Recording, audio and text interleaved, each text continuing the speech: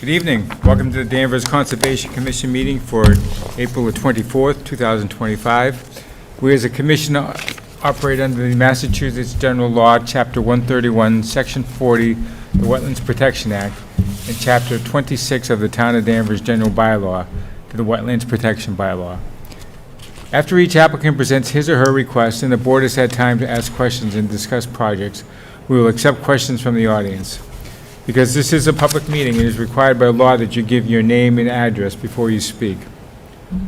Although we may disagree on issues raised, all persons present during this meeting are expected to be civil to all other meeting attendees. This includes members of the commission, staff, abutters, concerned citizens, property owners, and project applicants. We also request that you confine your questions to the project and only as it pertains to the Wetlands Act. We cannot handle, nor do we have jurisdiction over matters such as noise or traffic. All problems not related to the Wetlands Protection Act and the Town of Danvers Wetlands Protection Bylaw must be taken up with other boards. Our first order of business will be a roll call. Peter Wilson is present. Lorraine Drapek. Present. Mary Haight. Present. And Michael Splain. Yeah. Okay, good. First order on our agenda is a request for a certificate of compliance for 130 Center Street, DEP file number 14-1298. Is someone here to give us a summary on that?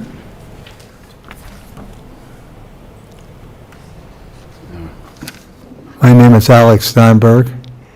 I live at 3 Clinton Street, Cambridge, Mass. I'm the trustee of the owner, First Maryland Cambridge Trust of 130 Center Street. And we had an order of condition had been issued for some work we had planned to do, but we never got it done. We never did it. And we're about to sell the property to another entity. And we would like to see that the order of conditions be invalidated and that we would get a certificate of compliance so that we can record it with the sale. Okay, thanks. Emily, you've been out to the site, or is that required with this? Yes, yep, it's still required a site visit, and there's nothing. But, so nothing was done? Okay. I really don't have any questions. Mike, any questions? What was the project? It was, just put up here.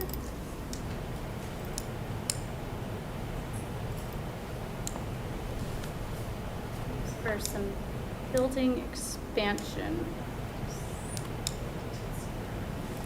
Oh, yeah, it was building construction and drainage improvements. Drainage improvement? Yeah. And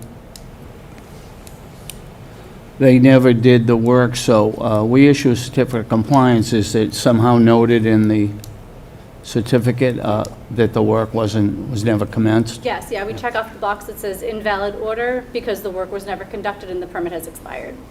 So, and then that gets recorded at the registry and that closes everything out. All right. We had a That's similar all, situation. We did, A yeah. meeting or two ago. Yeah. Okay, Lorraine, you have any questions? No, I don't. Mary? No, I'm good. Okay, this isn't a public hearing, so someone can make a motion, we will. Well, I'll make a motion to issue a certificate of compliance for 130 Center Street, DEP, file number 14-1298. Applicant is Alex Steinberg for RCG LLC, correct? Correct. I second the motion. All in favor? Aye. Aye. Okay, you're all set. Thank you. Next up is a request for certificate of compliance for 197 Newbury Street, DEP file number 14-1299. The applicant is Joe DeRuza. Hi, good evening. Thorsten Akerley, professional wetland scientist from Williams and Sparagus. So tonight I'm representing Joe DeRuza. He's the property owner of 197 Newbury Street. That's a commercial building and parking area located right behind the old Strike One. You may remember it was an abandoned parking area before 2017. Joe had purchased it and redeveloped the land, redid the parking, constructed a commercial building. From the plans then were drawn by Eastern Land Survey. In 2021, there was an amendment request filed by Joe and a different engineer, Moore and Cameron Group, to construct a dog play area, doggy daycare on the other side of the parcel. That area had been maintained as lawn, I guess, over the years, kind of not pavement, but not really anything noteworthy. It was a pretty disturbed site historically. Since that time, the work has been completed. We did an as-built survey back in 2021, 2022, once the dog play area was constructed, and submitted to the planning department for review. Stephen King reviewed the project, issued some comments back to us to change and tweak the as-built plan, which we did. And then back then, he had provided Joe a letter stating that the project was completed in compliance with the planning board permit and released the bond associated with the project at that time. We recently did an updated as-built plan just a few weeks ago, and found more or less what was out there before. The only deviation was that there was a gravel shoulder installed along the wetland side of the project. Historically, there was an old driveway, kind of maybe an old road that went through the side of that portion of the property. It had clearly been disturbed down to close to where the wetland was. Historically, it was a drainage easement. And Joe had installed a portion of gravel along that edge. It was a pretty steep slope, not a tremendous amount, but certainly enough to reduce the risk of somebody potentially driving over that parking area, inadvertently falling off into the wetland or into the slope. Based on what we saw, there was clearly evidence that this area had been filled historically as well. So I don't believe he had filled any areas or removed any trees, things of that nature, and it appeared to be outside of the no disturb zone in that area as well. Additionally, since the issuance of the bond release, Joe has had Moore and Cameron perform stormwater inspections of the stormwater structures out there, and we shared those reports with Emily. It's from 2023. So the systems have been being maintained. And then, although it was outside of the buffer zone, we just noted that a 30-foot by 15-foot metal canopy was constructed along the proposed shed associated with the dog play area. That was just kind of in the open area next to the dog play area on the as-built plan. That's right here. So I think that summarizes our analysis of the project. And I know there was a lot of people involved in this, different engineers, but I believe we've shown everything that's there. It was approved, and the project was substantially completed in compliance with the order of conditions and approved plan. Okay, thanks. So some maintenance report was filed Yes. just within today? Yesterday. And that's supposed to be done every year? Yes, yep, so we got the 22, 23, or 22, 23, 24, and then I think part of 25 compliance? Yeah, the one I just sent you was from Yeah. 2025. Yep. So we got Okay, those. and as I recall, there was some work done before a permit was issued back in, when was it, 2019? Yes, That sound right? yep. And So then could you just kind of bring us up to speed on what that all was and what was done? Joe DeRusa on 18 Blaney Street. If they go up. Joe DeRusa, 18 Blaney Street in Revere. You said in 2019 there was some... Don't hold me to the date. Oh. I just remember we had to go out there, it was with Scott. Scott, Oh, yeah. And, okay. some work had been done before an issue, before a permit had been, I think what happened back then was to get our, we had to originally get a temporary OC, certificate of occupancy, and then there was still some more work that had to be done, so we had to we issued a bond from the town. with the And we planning. worked that bond down. Right. Because there was a bunch of stuff left, but we had a tenant moving into the property. You issued us a temporary certificate of occupancy. And then we followed that up we worked out all the landscaping expenses, and On the side of the hill. there was some site work that had to be finished. Oh, and paving, I think paving was a part of it as well. And then you ended up issuing us our final occupancy. Order of Okay. conditions. And we got that discharged, the And Emily, you've been bond. out to visit the site, and the work looks like the plans that are on file? Everything looks great. Okay, good. Mike, any questions? Just on the item 51 on here, that Oh, yes. that says a semi-annual basis. Did you say annual? The ones that we received were annual, so we can work with the applicant here, but the stormwater reports, or the stormwater managements are supposed to be on a semi-annual basis. That's agreeable, yeah? Sure, yes. Nice catch. Yeah. All set, Mike? Is it- Yeah. Lorraine, any questions? I'm good. Mary, you all set? Okay, if everything's done the way they said we're going to, let's do what we need to do. All right, I'll make a motion that we issue an order of conditions for 197 Newbury Street, DEP file number 14-1299. The applicant, Joe DeRuza, with the condition number 51 to continue all stormwater best management practices shall be maintained as specified in the operation and maintenance and pollution prevention plan submitted with the notice of intent and incorporated into the order of conditions. Evidence of maintenance of the stormwater management system shall be provided to the commission on a semi-annual basis. This condition shall be noted on the certificate of compliance and shall continue in perpetuity. I'm sorry, one quick thing for the record. This is a certificate of compliance. I think you said order of conditions. What's that? She thinks you said order of condition, it should have been certificate of compliance. Yeah, oh, did I? Yeah, right. Yeah, certificate of compliance, yeah, thank you. And shall continue in perpetuity, yeah. Thanks. It's the motion. Is there a second? I'll second. All in favor? Aye. Aye. Thank you. Okay, you're all set. All right, so where are we at? Next up is a request for certificate of compliance for 69 North Street, which is now known as Chatham Lane. DEP file number 14-1370. The applicant is Chatham Estates LLC.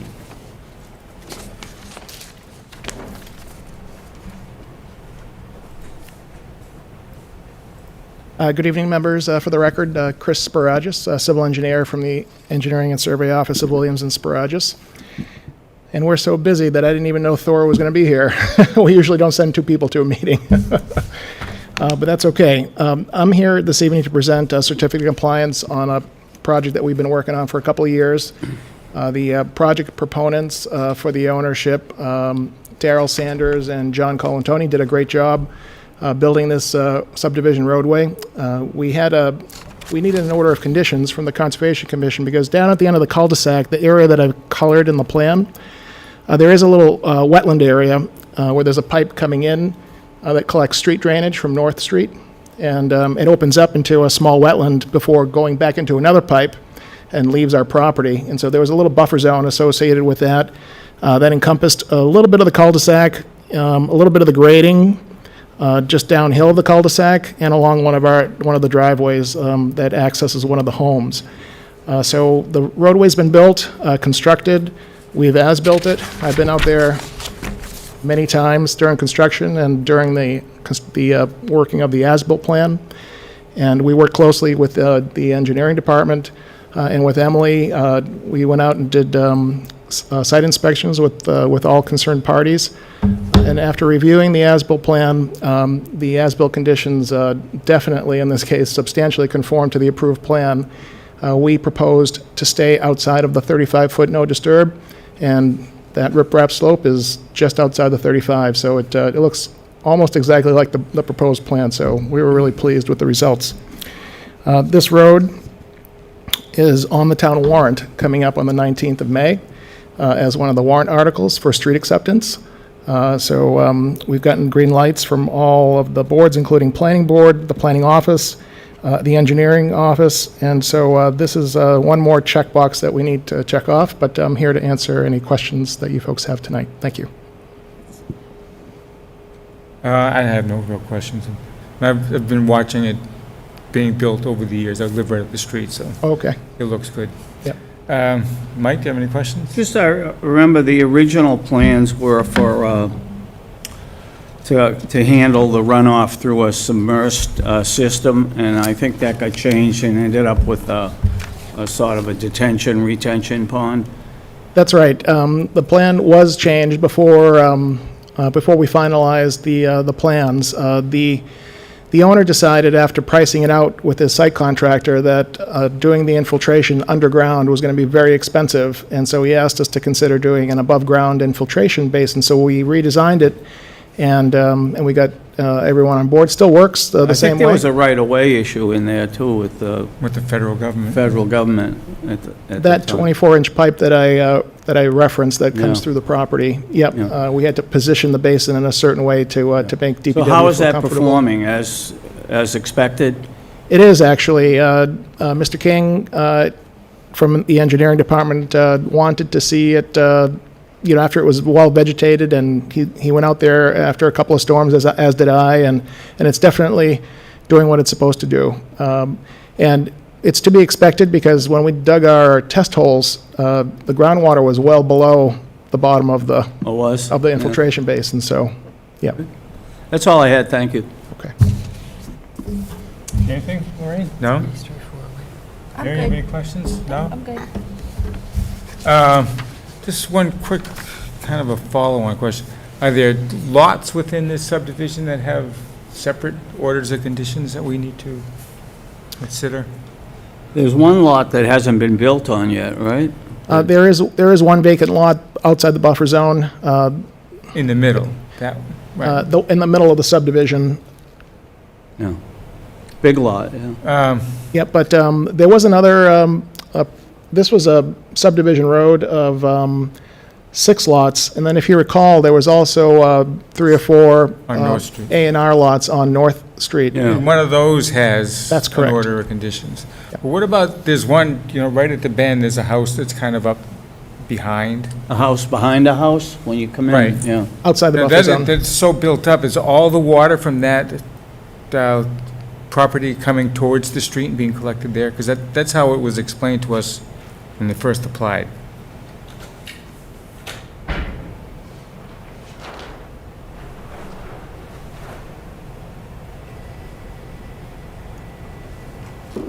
I understand all that, Mike, got all those lines. So this is the approved I plan. understand your question.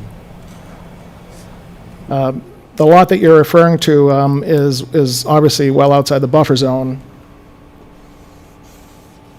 That's the 100-foot buffer zone, and the lot that's in the back, Right. Yeah, it's an odd shape. All right, so it doesn't have an order of conditions that we have input. it does not. No. But to answer your question, in the existing conditions, so I didn't bring our watershed maps with us, but in the existing conditions, some water flows in the direction, in this direction, if you will. And so we were able to balance that with the construction of some underground infiltration chambers for the rooftop runoff. Yeah, oh, good. We worked closely with Stephen King during the stormwater permit process. Each one of these lots required its own stormwater permit. And I can tell you that they put us through the ringer. And when I say that, Stephen and the folks in the engineering office require us to explain and compare specifically the amount of impervious surface that we showed on this plan and compare it to the proposed plot plan for the home. And if we had even, a little bit more impervious surface, we needed to come up with a way to try to put that back into the ground through infiltration structures. So Okay, I recall the first hearing for this, how many years ago, a lot of the neighbors had a lot of concerns with the way water ran off the property. And when we went for the site visit, the Williams Barrage's representative said, our new system will alleviate all that. So I'm just asking if that is the case. yeah, that is the case. It was it was an unusual situation where before we did anything on the property, a lot of water because of the way North Street was sloped and the way the driveway for the existing, the old homestead had a driveway and a barn out front, if you remember. And a lot of water would come down and then just turn and come right into the property. And it headed right down to these folks over here. These are the folks that were most affected by the existing condition, and they were the most afraid that we were going to make it worse. Of course, you're going to be cutting down all these trees, but because the road was constructed in such a way, we actually cut off a significant amount of water that used to go in that direction because of the way the road was constructed, and it was directed to the stormwater management area. So they definitely have seen an improvement, in my opinion, pretty significant reduction in drainage area heading in that direction. And the water flowing out is still manageable. Yes, absolutely. Through the size of our stormwater management area, we proved, through our engineering calculations, that we control peak runoff and volume as well. And the engineering people had no concerns, right? Okay, and there's 2 lots that we still have to have certificates of compliance in for? Just one, I believe. The one on North Street and the It still one has up some and time on back. it. It's not expired yet. What's that? It still has some time on it. It hasn't expired. But there are 2 lots that have order of conditions open, I would think. No, is this a certificate Does of that sound right? compliance for the whole project, or is it This partial? is for the roadway. Roadway. This is the roadway, That's right. yeah. So do you know if there are those 2 lots that still have order of conditions? So there is one lot that we mentioned on North Street. It's this guy right here. Right? We have not been approached to submit a request for certificate of compliance on that one. And then the only other lot that had How a about little... the one on the back end with the long driveway? Yep. Let me go back to the as-built plan so that you can see how much of that is in the buffer zone. It's just the upper portion of the driveway that was in the buffer zone. And that driveway is now, it's been paved, we've as-built it, and really, I believe that all of the improvements within the buffer zone now are complete. At the time we filed for the roadway, that driveway hadn't been paved yet, but it was just paved a couple of weeks ago. Okay. All right. Any other questions? No? No. Okay. I mean, I'm good to go with this. So someone make a motion? I'd like to make a motion to issue a certificate of compliance for A 69. little louder. Oops. All right. I won't pick you up.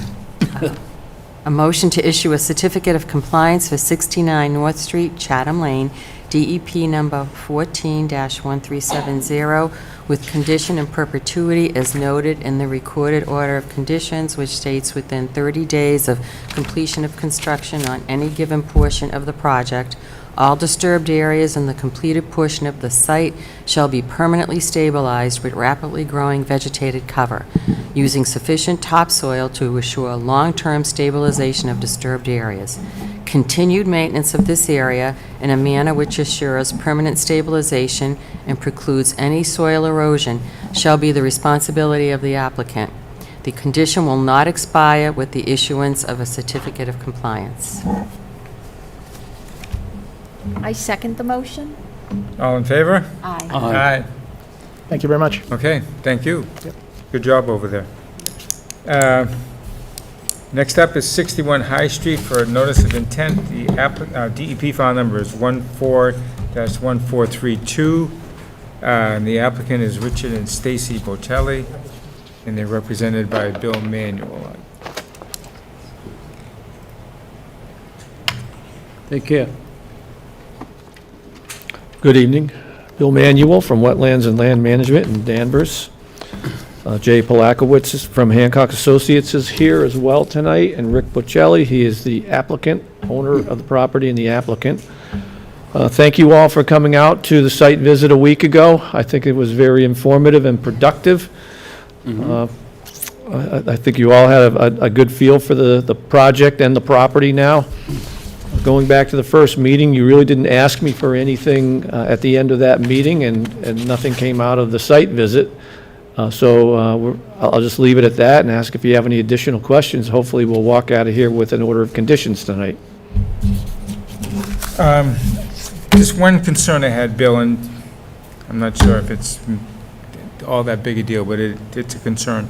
The amount of snow that's stockpiled in the driveway, you know, being you're so close to the wetlands, I think we just need to have some sort of assurance that snow is taken away from there instead of just left on the lawn to run into the wetlands. Is that an That's a good insurmountable point. I hurdle? was concerned about the snow. How do we monitor that? How do we make sure that, Sites in the past where we've had concerns about snow storage, we've had no snow storage signs have been posted, which the commission has put in as a condition, and then we'll monitor those sites, and if there's snow storage, reach out to the homeowners or the property owners, and then get that removed. Is that something you guys have some thoughts on? Yeah, you know, as we talked about at the site walk, the smaller storms, we were just going to push straight ahead, and that would be sufficient storage. The ground in the backyard there is virtually dead flat, so, you know, runoff is more, or snow melt is more likely to percolate in the ground as opposed to running off. yeah, what about a sign, no snow beyond this point or something? Can we do that? The commission could do that if the applicant. Yeah, I think at a reasonable distance beyond the edge of the driveway, and, yeah, Would that be all right? sure. Yes, just, you know, something we just want people being conscious of it. Yeah. Yep, absolutely. And- How do they know if we don't put And a this sign is, up? this is not, is it commercial space? I mean, is it going to be loaded up with salt for, for foot traffic, or is it just the driveway for the people living there? No, it's a commercial space, too. No, it's the driveway is intended for the residents, and the commercial parking is on the street. So patrons of the businesses would access from the front sidewalk on High Street. Correct. So this semi-permeable driveway is just for the use of the tenants. Yep, is that a fair Okay, statement? that's- Mm-hmm. Okay, I mean, that's my only real concern. I thought that, you know, overall, it was a pretty good plan. Yeah, it's a good set of plans. Hats off to Jay, and, yep. I think they maximized the site. Right. And, I mean, they're within the limits, so Yeah. and it's just, you know, it's up to us if we want to give them that, but I can't see no reason why we'd really object to a lot of it, so. But that's my opinion, so let me pass it along to other members of the board. So, Mike, do you have any other questions? No, I was just concerned with how we would post the sign and where it would be posted, that no storage of snow beyond this point. They know not to, well, that sand issue they deal with, right? Yeah. Are you proposing a distance? Well, I or- mean, if the permeables fill up with sand, they won't drain anymore, right? So, what? No, they won't. So, does that require a maintenance, how often? So within our stormwater report, we have an operation and maintenance plan. The permeable pavers need to be cleaned. It's once a month, so typically Once it's a just month? with, yeah, it's typically with a leaf blower to blow any sand or debris out of it. If you really see performance issues, then you would vacuum it and then reload the aggregate in it, which is standard practice. It's outlined in the Massachusetts Stormwater Handbook. Yeah. All right. Anything else? No. Good. Lorraine, any questions? Mary, no? I'm good. I did see the engineering report said that it wasn't complete yet, for whatever reason. Is that fair to say? So I spoke with the engineering department earlier. They just said they copied and pasted what they did initially, but they said that it has been closed out, and then we should be all right. So the only thing that we have open with the engineering department is the water and sewer permit, which is something that we would file for right before construction. That's part of the whole building permit. It's type part of the, process. yes. So the engineering department's okay with Yes. stormwater and all that? Okay. So we're all set question-wise. Is there any public comment or questions? Mr. Bradstreet?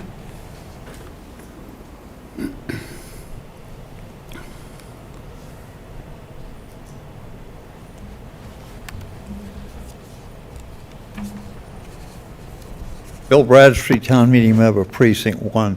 When this was discussed at another meeting, the conservation land in the back was supposed to be labeled either with signs or flags. And I'm old enough to think that when snow is pushed, whatever the lay of the land is, it will migrate. And with the conservation land behind this project, I would be concerned. I don't live there, but I would be concerned as an observer.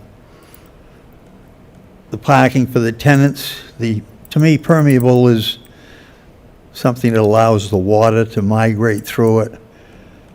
And like you said, it would tend to clog up the migration route. So as the man said, it would have to be cleaned periodically. There are some parking spots out front on the street across from the firehouse, but the tenants, I believe, were going to be parking in the back area. Again, as I said before, I'd be concerned with the contamination from the snow, especially where it's so close to the wetlands or conservation land in the back. Again, I don't live there, but I would be concerned. Thank you. Thank you. Is there any other questions or comments, ma'am?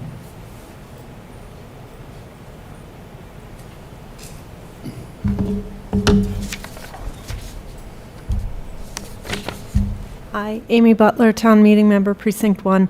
At the previous meeting, it was mentioned that several trees were going to be removed. I had a question about those trees, but I was also wondering about the hedgerow trees that are kind of by the driveway now. Are those going to be removed? And is the big tree in the back going to be removed? And then my question about the 4 trees that they mentioned on the side that were going to be removed. What time of year are they going to be removed? Are there any birds' nests in those trees? And who has checked to see if there are any nesting birds that live in those trees? Bill, you want to take a shot at all those?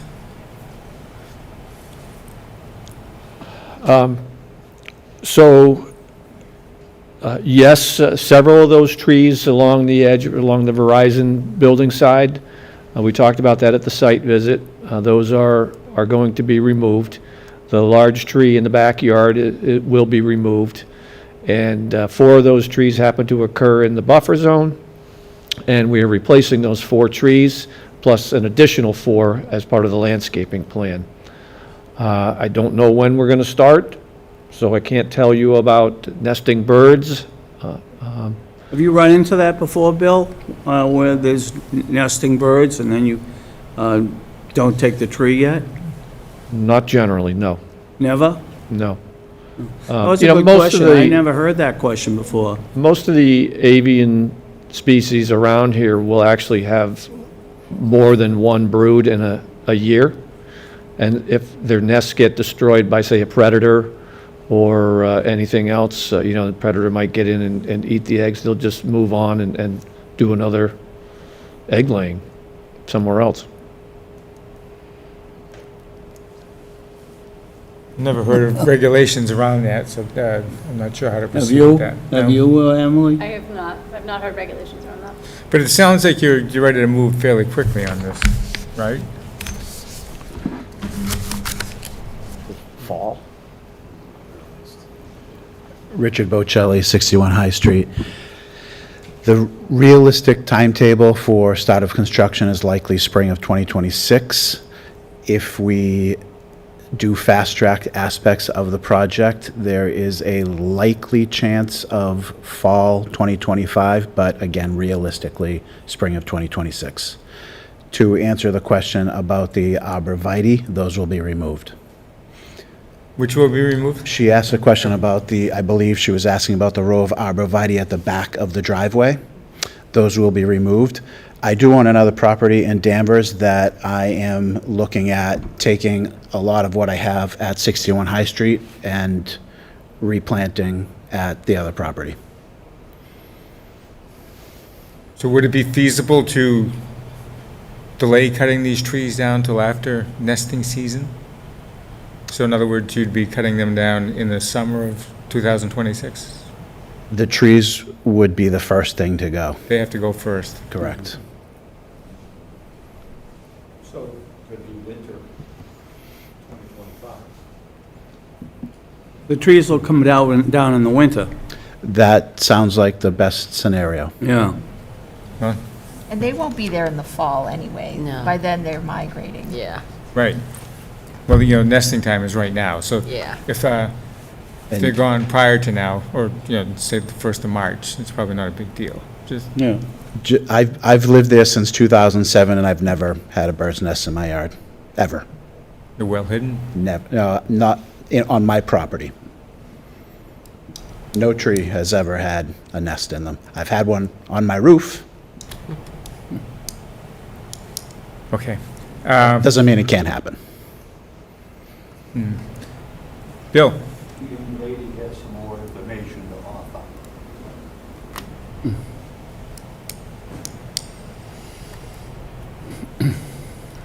Sorry. My daughter-in-law is a conservation biologist, and she does birding. And according to the Migratory Bird Treaty Act, you can't trim trees that have active nests in them. So you can't do it during nesting season. And you should look and make sure and certify that there are no nests in the trees before you remove them. There's a substantial number of trees that are going to be removed. It's not easy to see a bird's nest sometimes. We might think, we live here and we look for the bird's nest and we see it. It's not that easy. They can be very well hidden in the trees and in the shrubberies. But you agree in the winter, there wouldn't be an issue? In the winter, it wouldn't be an issue. It would Probably be, not in the fall either. during the migratory season, it would be an issue when they're transferring, moving from north to south too. Could be an issue. They might come back to the nest on their way to where they're But going. there'd be no no chicks in it, so. No chicks, It would be, no. yeah. So if you're talking about just having the babies in there, it would be more in the spring. Yeah.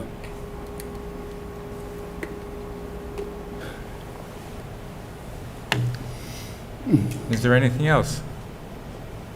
No? Okay, do we all have our minds made up and? Okay, because we have a bunch of votes we need to do, so.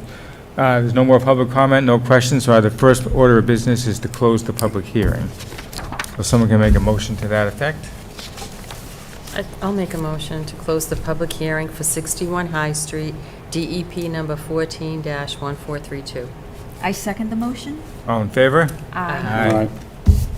Okay, so someone, we just go right down the list. Yeah. We have to vote on all these. I can do the other one. Sure. Good. I make a motion to grant a waiver to allow work in the 35-foot no disturb zone for 61 High Street, DEP number 14-1432.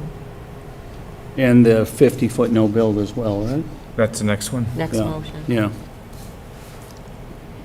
I make a motion to grant a waiver to allow work in the 50-foot. Oh, wait, no, we have to vote on the We have to first vote one. on We have to each vote one at a time. Okay. All right, I'll second her motion. All in favor? Aye. All right. I make a motion to grant a waiver to allow work in the 50-foot no-build zone for 61 High Street, DEP number 14-1432. I'll second it. All in favor?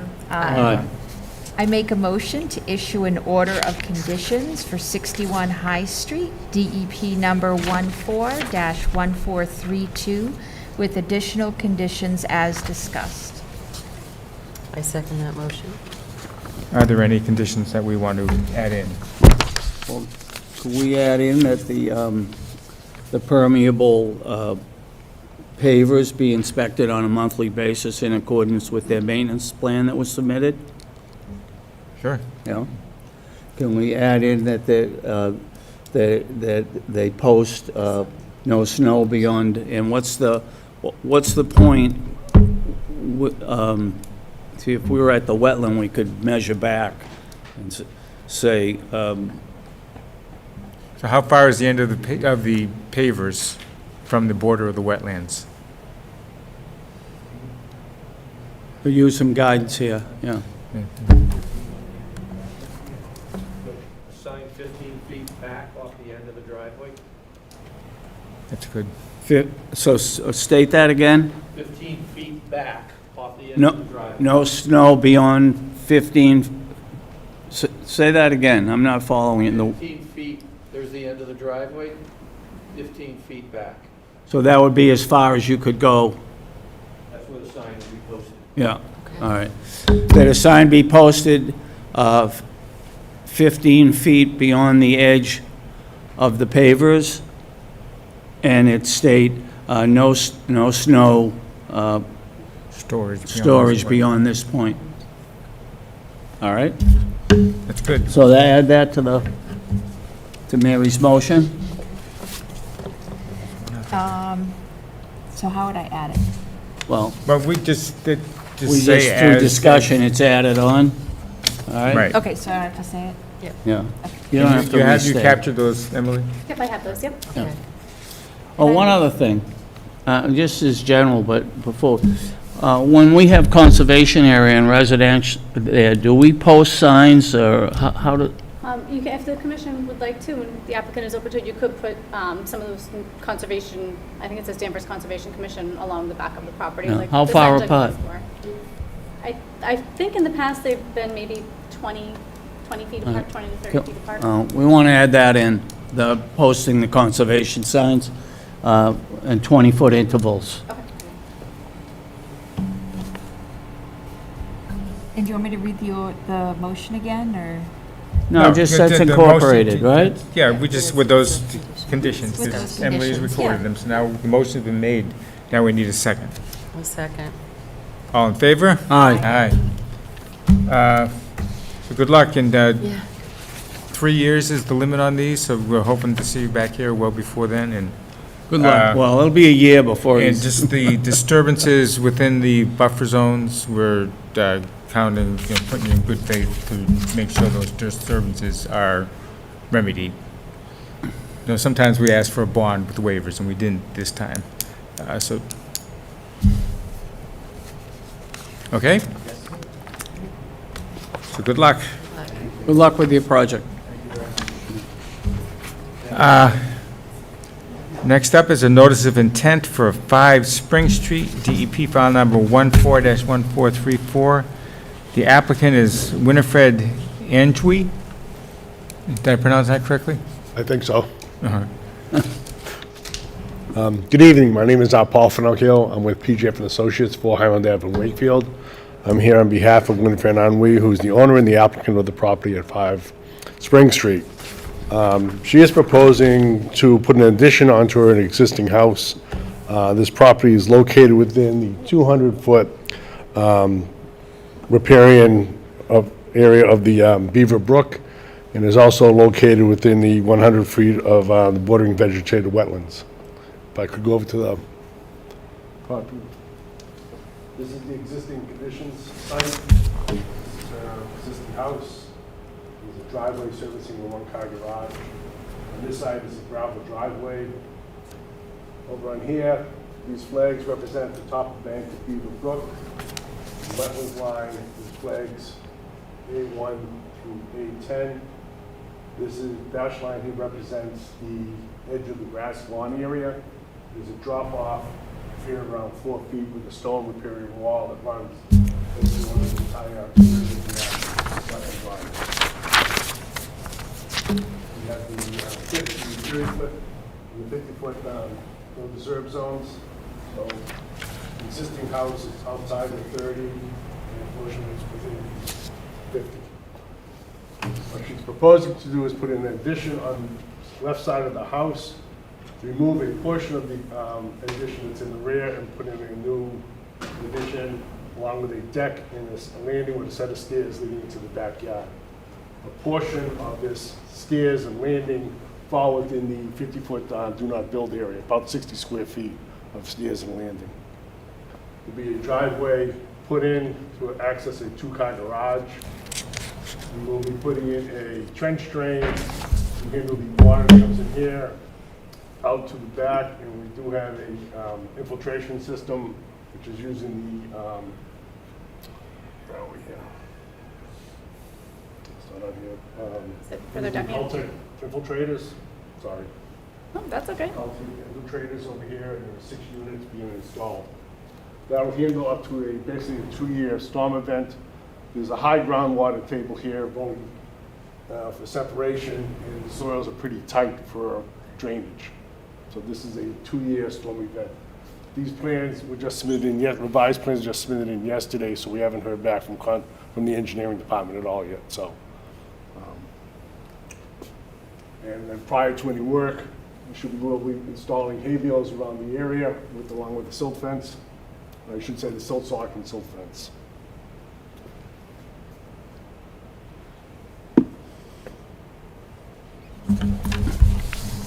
I don't know where to begin.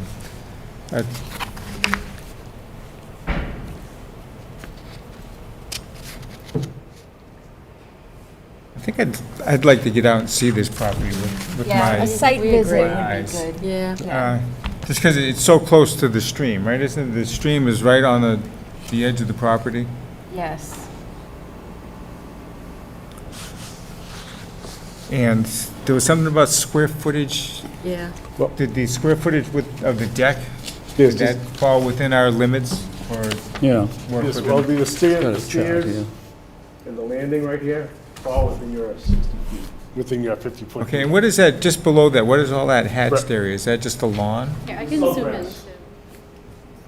This is all lawn here. This dash line here represents the lawn, basically all the way over. There's one tree in the backyard here. There's several out back, but that's way beyond any of the work area. Okay, and the retention area, where the water infiltrates, infiltration area, isn't that uphill from the house? It is slightly, but we did the test pits out there, and we can get the gravity to run the, pick up both the driveway and the house. It's a shallow system. What's that? It's a shallow system. We're only 1 foot below grade for the top of the system and 2 feet above groundwater. Okay, and is engineering, did I hear, has not made comments on this yet? They had a comment because they didn't see the stormwater management. This was just submitted and revised, sent in yesterday. So we're waiting for more information then. I would, yes, and I would figure you'd want to do a site visit on this, so I would figure this hearing be continued from this evening to the next meeting, so we'd have the time to see the site and they would have the time to. I have a question too. You go right ahead. You said that you have a high water table there. Now, the addition you're building, what's the size of that? Roughly, this is, I can't read the numbers, 16, roughly 18 feet by, I would say probably about 30. Yeah. So, and does water flow across the property? I mean, you're not going to have a basement there? No, this here is going to be a garage. This is a split entry, so this is going to be a garage and then the floor up above.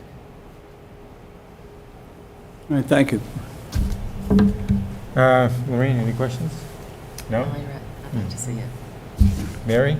Same? No, I think a site visit would help. Okay, is there any public questions or comments before we move to continue? Okay, so we're all pretty much in consensus that we'd want to get out there and see the site. So if Emily and you guys could They can set it up. get a date that works for everybody? That's fine. Absolutely. Any time be fine with me. Okay, well, that's usually done by email. We don't need to decide Yes. right now. Yep. But hopefully we get out there and see if engineering would have their input by our next meeting. Of course, absolutely. I appreciate it. Thank you. All right, Thank you. are we making a motion to continue? or- We'll have to, yes. Since you asked, now you can do it. All right. I'll make a motion, we continue the notice of intent for 5 Spring Street, DEP file number 14-1434, applicant Winifred Angui, to our next scheduled date, which is May 8th. May 8th. I second the motion. All in favor? Aye. Okay, hopefully we'll get all this squared away by then. Any old or new business minutes from our April 10th meeting? Everyone had a chance to review those, and if so, to make a motion that we accept them? I make a motion to accept the minutes from April 10th, 2025 meeting. I second the motion. All in favor? Aye. Aye. And So long. another question for Emily. Yes. Do we have any new members of the board? We don't. I did reach out to the assistant town manager today to see if she can put something, she controls the social media accounts, to see if she can put something out there, as well as a news flash on the website that we're still looking for someone. I've Was been it a lot of- trying, but. There's a lot of people running for office, so if they want to volunteer some time in other areas. Yeah, that's a great idea. Absolutely. Yeah, we'd love to have you. Okay, motion to adjourn? I make a motion to adjourn. I second. All in favor? Aye. Aye. Aye. Okay, thank you all. Thank you, everyone. Yeah.